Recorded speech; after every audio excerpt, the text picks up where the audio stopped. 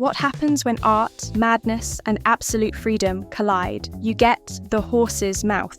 Wrap it up, and I'll be on my way. A film where one man's obsession with beauty barrels through polite society like a bulldozer, literally. What is it, Mr. Jimson? You unwell? That wall, that's the wall I want. Alec Guinness stars as one of British cinema's most eccentric anti-heroes, Gulley Jimson, a man who'd rather destroy a masterpiece than let the world misunderstand it. Not what I meant. Not the vision I had. This is the 1958 film The Horse's Mouth, based on the novel by Joyce Carey. And if you've never heard of it, don't worry. You're in for a wild ride through bohemian London, dodging the police, ducking through society drawing rooms, and chasing the elusive muse of art, even if it means breaking a few laws and, say, the floor of a posh townhouse. Let go! Let go! Now, let's rewind. We open with Gulley Jimson, played with mischievous brilliance by Alec Guinness, getting out of jail. What now? Officer, I'm being menaced by a dangerous youth. He thinks I'm Michelangelo or Rembrandt or Van Gogh. Just a quick 1-month stint for harassing his art sponsor over the phone. And right away, we know this guy isn't your average leading man. He's gruff, broke, irreverent, and completely single-minded when it comes to art. He's not painting for money, not for fame, and definitely not for Instagram likes. In this corner, in the nude, laughing with pleasure. Sir William down there, dead drunk. Jimson paints because he must, even if it ruins his life and the lives of everyone around him. What's this? My vest and pants. Waiting outside the prison gates is Nosy Barbin, Go away, scram. a wide-eyed wannabe artist played by Mike Morgan. Never know when I can trust you. You're a good boy, Nosy. You'll never be a great artist, but you're a good boy. Nosy wants to learn from the great Jimson, but Gulley, in true chaotic mentor fashion, tells him to give it all up. Go to Oxford and get into the civil service and be a great man and have £2,000 a year. Not exactly inspirational. Go home and work. Back in his floating junk pile of a houseboat, Gulley reconnects with Coca, played by Kay Walsh, No, it's got to be today. I got the morning off on purpose. Come on, get your hat on. a tough, kind-hearted woman who's clearly been through a lot thanks to Gulley's antics. She's a sort of partner in crime, managing to enable him and scold him all at once. Don't sit down, Mr. Jimson. If you sit down in her house, it'll all come out against us in court if we have any trouble. I know her sort. Their dynamic is a bit like an old vaudeville duo with a splash of tragic loyalty underneath. From there, the plot unfolds like a surreal road trip through the London art world's underbelly. Jimson tries to squeeze money out of his old sponsor, Hickson, played with a permanently raised eyebrow. Is that you, Jimson? I wouldn't touch the fellow with a dung fork. By Ernest Thesiger. When that fails, he attempts to steal back his own paintings. Yes, steals his own work. The kitchen, Roberts! The kitchen! The passage! Only Jimson. Morning. I'm the gas man, and this is my daughter, Gladys. Oh, I wasn't expecting you. After fleeing from the law, again, Jimson finds himself at the Beda's posh home. Do come in. It's all right, Hodges. You understand, we do have to be a little careful. Sir William and Lady Beda are would-be patrons who expect to buy his early work. Instead, Gulley sees a blank wall in their flat Mr. Jimson's been telling me of his unusual ideas for a wall paint. That wall. and has a flash of divine inspiration, the raising of Lazarus. Well, it was a picture we wanted from you, Mr. Jimson. Something quite small that we could hang in our country house. You shall have both. While the Bedas conveniently leave for vacation, Jimson moves in and turns their living room into a chaotic studio, complete with ladders, stolen paints, and a lot of philosophical mumbling. Trouble with you is you're an enthusiast. It's in this stretch of the film that we really see Jimson's genius and insanity in equal measure. He's practically possessed, painting with a fervour that borders on religious. But don't be an artist! In fact, many of his pieces in the film were created by real artist John Bratby, whose bold, semi-abstract style gives Jimson's obsession an authentic, kinetic energy. You feel the brushstrokes, you smell the paint. It's messy, alive, and a little bit dangerous. Flowers of evil.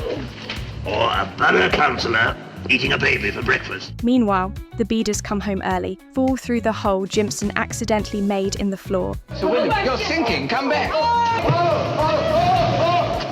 Thanks to a marble block mishap with a rival sculptor, and we pivot to a kind of tragicomedy of errors. The house is wrecked, the painting is done, and Jimson's gone like the wind. The film doesn't follow a typical structure. It's more of a character odyssey. What are you doing here? I told you once I'm not speaking to you. Why don't you listen? I am listening, Cookie. A rambling, paint-streaked journey as Jimson bounces from one misadventure to another. Where'd you keep it? In your old tin trunk? Thank you. That makes things very much easier. He tries to reclaim a painting from his ex-wife, Sarah Munday. Renee Houston plays her with a brittle edge and perfect comedic timing. Come on, Sal. It always did make me laugh, that song. She tricks him with a roll of toilet paper instead of the artwork, which is both hilarious and somehow heartbreaking. We'll serve you right for taking up with such people. I'll do it properly this time. Eventually, Jimson ends up in an abandoned church where he starts on his masterpiece. Mr. Jimson, come here. A wall. The last judgment. The Last Judgment. It's apocalyptic, grand, and utterly consuming. He recruits kids from the neighborhood, The color clean. Keep it balanced and enjoy yourself. and even Lady Beda gets caught up in the chaos. But there's a ticking clock. That's the idea. The church is scheduled for demolition. Just as the paint dries, Learn when to leave well alone. You mean it's finished? the wrecking crew moves in. And here comes the film's most jaw-dropping moment. She's coming down in 15 seconds from now. In a final act of rebellious purity, Jimson hijacks a bulldozer and destroys his own mural. I had to do it, Cookie.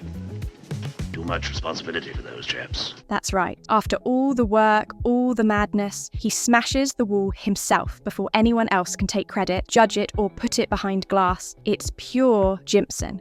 Keep onto the stove. Self-sabotage as artistic integrity. Then he's off, sailing his battered boat down the Thames, Oh, Captain, I'm away with this tide. leaving behind baffled friends, angry officials, and probably a few broken laws. He's away, miss. Away with the fleet.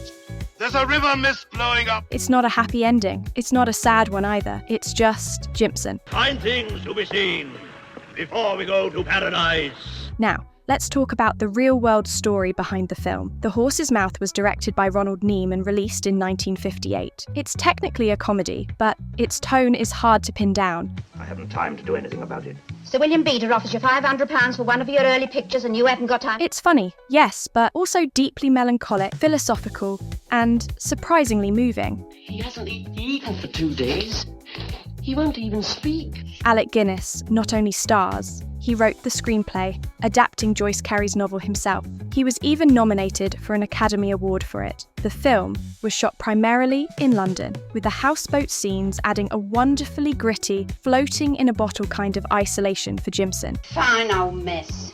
I tried putting in little white fish, but that wouldn't work. The city becomes a character in itself, half decaying post-war grey, half bright with potential. In terms of box office, it wasn't a blockbuster, but it did well enough, especially considering its offbeat tone. Everything about you, Lady B, gives me confidence. I know I'm going to like your pictures. Critics mostly loved it, especially Guinness's performance, which was praised for its manic energy and emotional depth. And the police know all about us, don't they, Gladys? Some compared it to Charles Lawton or even Chaplin, but with a wild streak all his own. Why, Gulley, it's a real pleasure.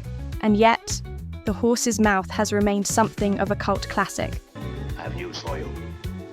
I'm going to be just a little bit ill. It's not as widely seen as it deserves to be, maybe because it's too odd, too chaotic, too true to the messy reality of art and obsession. Jimson isn't a tortured genius. He's a maddening, funny, occasionally awful person. Talk to the borough surveyor. Oh, I've told you 20 times in the last 10 days. oh. But he's real.